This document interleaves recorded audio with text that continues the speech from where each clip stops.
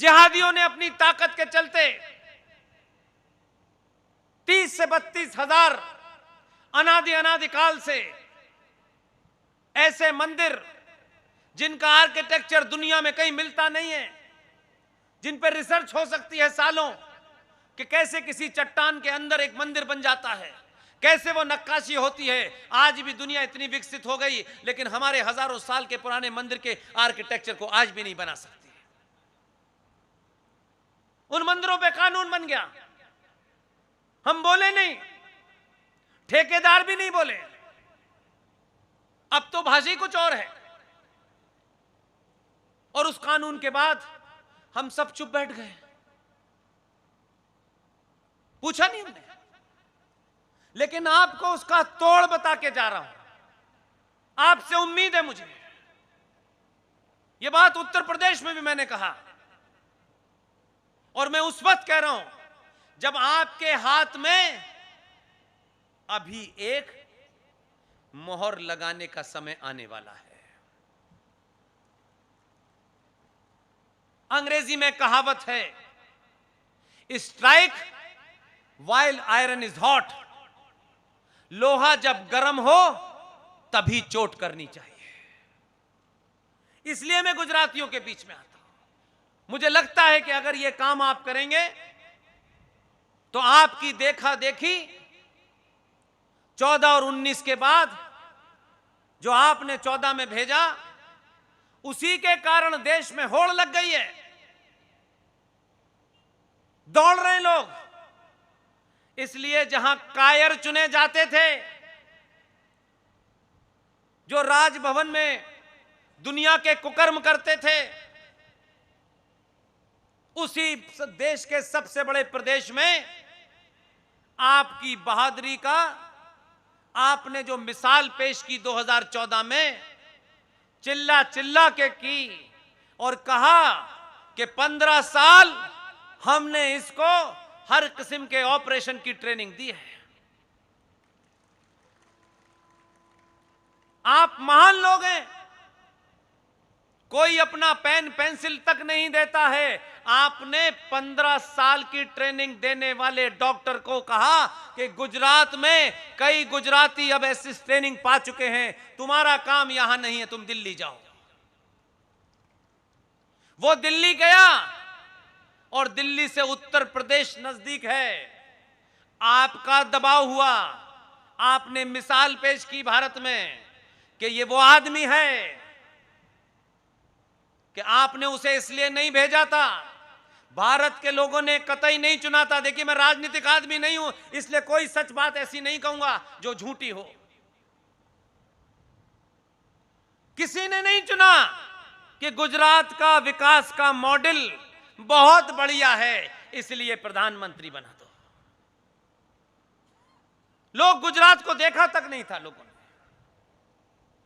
पूरे देश के सनातनी हिंदू ने 2014 में जिस आदमी को आपने दिल्ली भेजने के लिए प्रधानमंत्री का कैंडिडेट बनाया, हमने वोट इसलिए नहीं दिया कि गुजरात में कितना विकास हुआ है। हमने वोट इसलिए दिया कि मीठा खाना खाने वाले लोग, इनको अहोश आ गया तो ये समझ गए इस्लामिक आतंक जिहाद का जवाब ये 2002 में उन्हीं की भाषा में देता है। इसलिए आपने उसको प्रधानमंत्री बनाया। आज भी हम ये मानते हैं वही पहचान है, और उस पहचान का असर यह हुआ कि राज्यों में होड़ लग गई। 14 से 17 में 3 ही साल थे। उत्तर प्रदेश को लगा हम पीछे नहीं रह सकते। 17 में उन्होंने भी एक ऐसा चुन लिया है जो एक ही कपड़ों में घूमता है।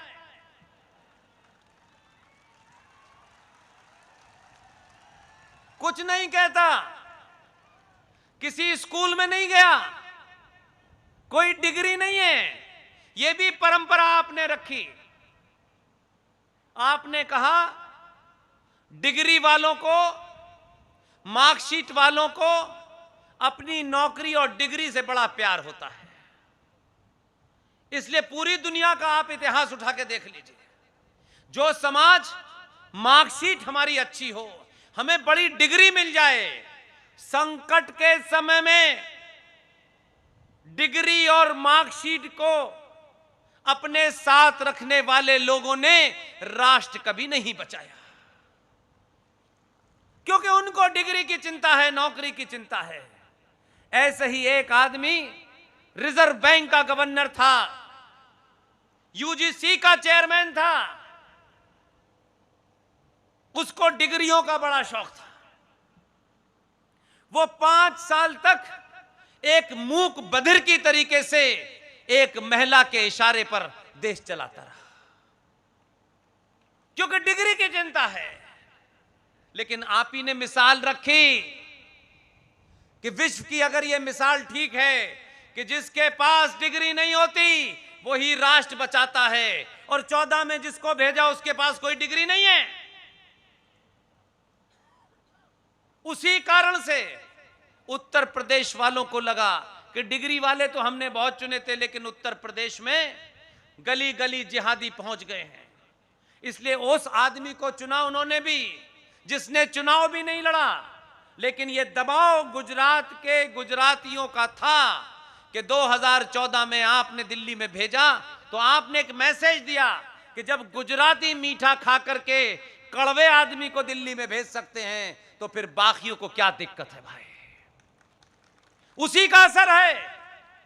उत्तर प्रदेश का मुख्यमंत्री चुनौती के साथ कहता है, विदेश में लोग पूछ रहे हैं, दुनिया भर में चर्चा हो रही है कि ये उत्तर प्रदेश का मुख्यमंत्री कितनी भाषाएं जानता है। उनका साहब ये तो पढ़ा लिखा नहीं है। तो बोले फिर ये क्यों कहता है कि जिस भाषा में सुनना चाहते हो उसी में जवाब दे दूंगा। और ये असर आसाम तक नजर आ रहा है। वो पूछता भी नहीं है। ये होड़, ये दौड़ अगर 2014 से गुजरात ने शुरुआत की है, जब तक इस देश के हर राज्य में ऐसे ही लोग सत्ता पे स्थापित ना हो जाएं, तब तक यह सिलसिला रुकना नहीं चाहिए। इसलिए प्लेसेस ऑफ वर्शिप एक्ट 1991, जिसके तहत सनातनी हिंदू समाज के पुरखों की जमीन, उनके मंदिर, ये जीते जागते महापुरुष जिस पे कब्जा किसी और का हो गया है, इस कानून को दिल्ली की संसद ने पास कर दिया। ये पूरे देश पे लागू है। मैं नहीं जानता कि इस सभा में कितने बड़े वकील बैठे हैं, कोई लॉ प्रोफेशन का है कि नहीं है। मेरा जीवन में लॉ के प्रोफेशन से कोई दूर दूर तक संबंध नहीं रहा, लेकिन पागलपन रात के 2 बजे भी मुझे वही सूझता है। मैं उठता हूं तो ढूंढता हूं और मुझे लगता है कि इसका जवाब इस देश में कुछ लोग हैं उनसे मिल सकता है। मैं 2 बजे भी उन्हें जगा के पूछ लेता हूं, क्योंकि मुझे पता है कि शायद मेरे दिमाग से बात निकल जाए। और ऐसे ही चीजों की ढूंढ करता हूं मैं, और फिर सार्वजनिक मंचों से इसलिए बोलता हूं कि अगर आपको समझ में आ जाए तो आज आपके हाथ में वो ताकत है। 6 महीने बाद ये ताकत नहीं होगी। प्लेसेस ऑफ वर्शिप एक्ट, जिसके तहत अरबों खरबों की कीमती जमीन, अरबों खरबों के अनादिकाल के वो मंदिर जो मेरे पूर्वजों ने बनवाए थे, जो आज दुनिया में बड़ी बड़ी मैगजीनों में छपते हैं, उनकी नुमाइश लगती है। अगर ये कानून जो केंद्र सरकार ने बनाया था 1991 में, अगर आज आप ये चाहते हैं कि इसे गुजरात से हटा दिया जाए, तो संविधान के अंदर इसका प्रोविजन है। संविधान की धारा 254 ब्रैकेट में 254 ब्रैकेट में 2, ये धारा आपको इस बात का अधिकार देती है। आज तो आपके दोनों हाथों में लड्डू है, लेकिन ये बहुत दिन तक नहीं रहेगा। गुजरात में आपकी सरकार है, सनातनियों की सरकार बताई जाती है। दिल्ली में भी सनातनियों की सरकार है। अगर कोई वकील यहां बैठा हो तो जाए और इसको पढ़े, और भारत राष्ट्र से प्रेम है तो कम से कम गुजरात से शुरुआत करे। संविधान की धारा 254 ब्रैकेट में 2 आपको और हर राज्य को यह अधिकार देती है कि अगर उस कानून से गुजरात को मुक्त करना चाहते हैं तो आज आपकी विधानसभा में आपका बहुमत है। ये जितने भी नेता हैं जो वोट मांगने धीरे धीरे आएंगे आपके पास, उनसे सिर्फ एक ही काम कहिएगा, गुजरात विधानसभा में आपकी मेजॉरिटी है, सर्वसम्मति से, पूरी मेजॉरिटी से ये प्रस्ताव रखें और धारा 254 ब्रैकेट में 2 का इस्तेमाल करते हुए ये कहें कि गुजरात राज्य से प्लेसेस ऑफ वर्शिप एक्ट 1991 को समाप्त कर दिया जाए। इस धारा के तहत आप वो प्रस्ताव ला सकते हैं और वो प्रस्ताव गुजरात की विधानसभा में जैसे ही पारित होगा और पारित किया हुआ वो प्रस्ताव आप दिल्ली भेज सकते हैं। दिल्ली में भी आपके आदमी ने प्रेसिडेंट भी अपना ही बनाया है। जैसे ही राष्ट्रपति के उस प्रस्ताव पे साइन होंगे, गुजरात में 5000 ऐसे मंदिर हैं जो प्लेसेस ऑफ वर्शिप एक्ट के तहत आते हैं। उसके साइन होते ही ये कानून गुजरात से हट जाएगा और वो 5000 मंदिर जो हजारों हजारों साल की संस्कृति का प्रतिनिधित्व करते हैं, हमारे पूर्वजों के हैं, हमारे आस्थाओं के केंद्र हैं, वापस आपको मिल जाएंगे। लेकिन इसमें अगर आपने देरी की तो विधानसभा का सत्र किसी दिन भी बुला करके भंग हो जाएगा। अभी समय है, अभी कहिए, अब किसी का भरोसा मत कीजिएगा। इसी की यही राष्ट्र जागृति है। हमें जीएसटी में छूट मिल जाए इसकी चिंता मत कीजिएगा।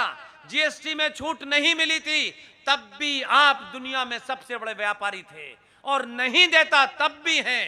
इसलिए आपने इसकी चिंता नहीं करनी